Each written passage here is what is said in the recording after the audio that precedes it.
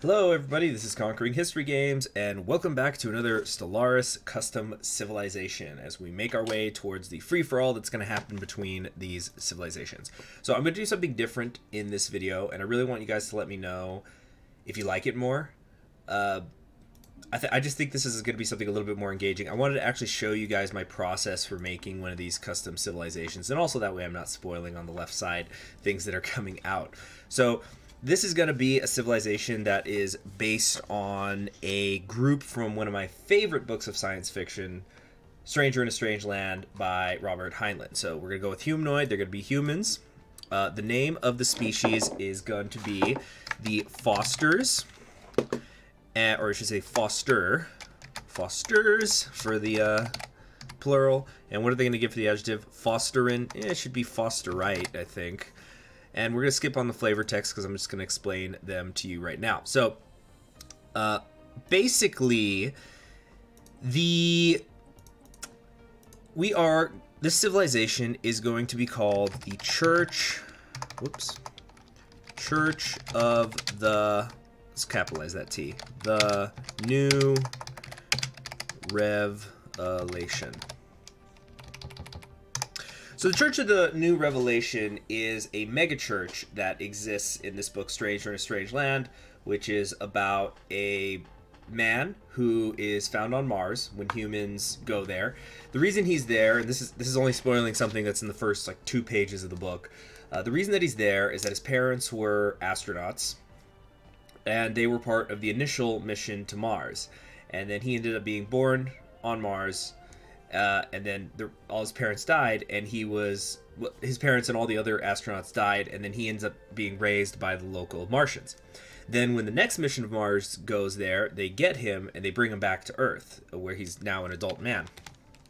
And on this Earth is the Church of the New Revelation, which is this blend of, well, a lot of stuff: Freemasonry and Catholicism and Scientology and like cult of personality kinds of things are going on.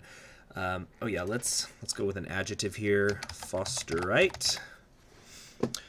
And this church is really loose in terms of things that we would consider to be traditional vices. Very, very sexually oriented. A lot of gambling and things like that. Like there's actually slot machines in the church, the main church that they go visit. And it's a pretty young religion, but it has gotten very popular very, very fast since its founding by Joseph Foster. So which is why we're calling them the Fosters, the Fosterites, and whatnot. So yeah, we already got that there. Let's go over here to the a ship prefix. We're going to go Archangel Foster, AF. Not humanoid one, though. We're going to go with, oh, this is a custom name list I've been working on. But we're going to just go with the United Nations of Earth name list, since they are a Earth-based kingdom, or megachurch, I should say. They're not really a kingdom.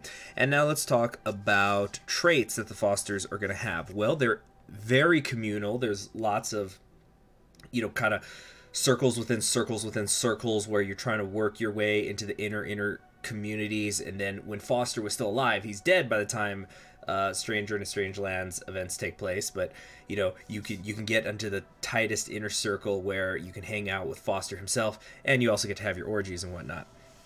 So he's definitely communal. They certainly live in close proximity to one another. Very charismatic. People do generally like the Fosterites, even if they're not a member of the religion. But they are certainly deviant, rebellious in nature, and constantly trying to challenge the status quo. I was already talking about, they do things that some people would consider to be vices, and they do it inside their own church. But, just confess and be a good person otherwise, and it's all good. So those are the 3 traits we're going to have for them. Let's go over here to the name of their homeworld. So the name of the star, we're going to call it Foster, after their founder. And for the homeworld, we're going to go with his successor, Digby. Continental world, we'll keep that pretty standard. Maybe not random. We'll go with a random unary homeworld here. City appearance. Oh, what looks most like the temple? Maybe the reptilian city. We'll go with the humanoid city. All right, government and ethics. Since I know it's still early access for Megacore, and thanks again, Paradox, for letting me have it. So I'm gonna continue to show the corporation ethics for these custom civilizations. So they're gonna be corporate. We're gonna have them be fanatical spiritualists. This means they're gonna be able to build temple buildings, but they cannot use full AI rights, which is fine. Robots are not really a thing with the Fosterites. This will increase their monthly unity by 20% and lower their edicts cost by 10%. Our science has proved that consciousness begets reality. We regard with patience the childlike efforts of those who delude themselves. It is the other way around, as they play with their blocks of hard matter. And they will be authoritarian, allowing for a stratified economy, living standards. They can enslave aliens, but they cannot use democratic forms of government. This will increase their monthly influence and worker output. A strong guiding hand is essential to the success of any civilization. The alternative would be anarchy and chaos. It is the duty of the state to steer its citizens towards the paths that are the most productive. Because it is an authoritarian structure, you know, it's with its archbishops and hierarchies and things like that. Of course, gospel of the masses is definitely going to be needed. Now, incidentally, some of you might be thinking, why are you going megacorporation? Oh, these Fosterites are rich. Let's make no mistake about that. One of the plots of the book is how there's a character who comes into an enormous amount of wealth. And of course, they want him to join the church because that means he's going to donate. And incidentally, that's one of the ways that you also get into those inner circles of the church is by donating a lot of money. Also, being young and hot helps. So, gospel of the masses. This mega corporation embraces a curious blend of commercial and spiritualist values in which the position of ordained minister and corporate officer have merged into a single role. This means their spiritualist pops will give additional trade value in all their planets and branch offices. They can build Temple of Prosperity corporate buildings, and their spiritualist attraction has gone up by 50%. And then I really thought about what was going to be their other civic, and I decided to go with brand loyalty. I think it's the most fitting. I considered franchising for a little bit, but I think brand loyalty is the best way to describe them. There are extremely loyal Fosterites.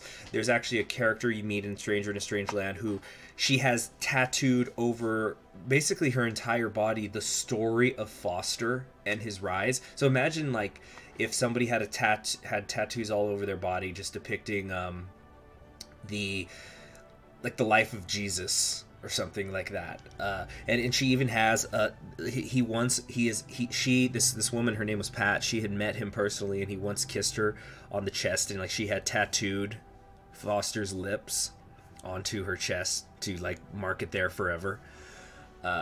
Anyway, so this mega corporation has fostered a great sense of brand loyalty among its internal consumer base. Its catchy corporate slogans can be recited by nearly everyone. This is going to increase their monthly unity. So they got a lot of unity stacks going on here. 20% there, 15% there. You know, it's going to be good. It's going to be good. Big old mega church. So next, government voice. I don't know. I guess we can go spiritualist here, or should I go slick corporation? Don't let the baseless accusations of wrongdoing fool you. I hope you guys can hear this. Simply projecting their own insecurities. I think Slip Corporation is going to be the way to go. All right, we already have Church of the New Revelation for the flag. I don't remember there being any specific depictions of the Foster flag, but I do think that they had some purple going on. Maybe something like this. Oh, maybe swap that. No.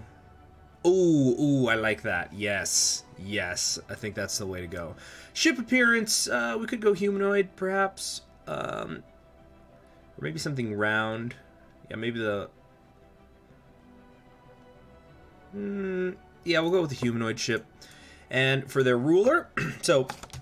Earlier, I talked about how they were founded by Joseph Foster, who was then succeeded by Digby, which is why that's the name of the world, or I should say the name of the sun and the world, respectively. And then, I swear I'm not making this up, the third guy in charge was named Huey. First off, it was a man, but Huey Short. Huey Short as the Supreme Bishop. All right. Looks good. Let's change up his clothes. Let's go something a little more spiritual. Something more robe-like. Boy, none of these are really that great. I guess we'll just go with that. How's his hair gonna look? Let's go with a... Not a top knot. No. Not the bun. Jeez, I forgot how much hair these guys get.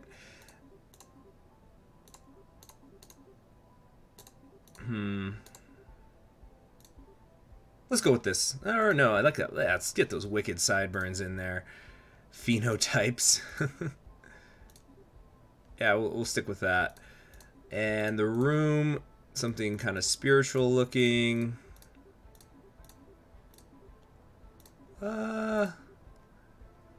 No. Goodness, I forgot how many backgrounds they have for the humans. Let's do this with the candles. All right, and there you have it, the Church of the New Revelation. We'll go ahead and save that. So let me know in the comments how you think these guys are going to do in the free-for-all. And let me know if you've read any of Robert Heinlein's work. He's definitely my favorite science fiction author.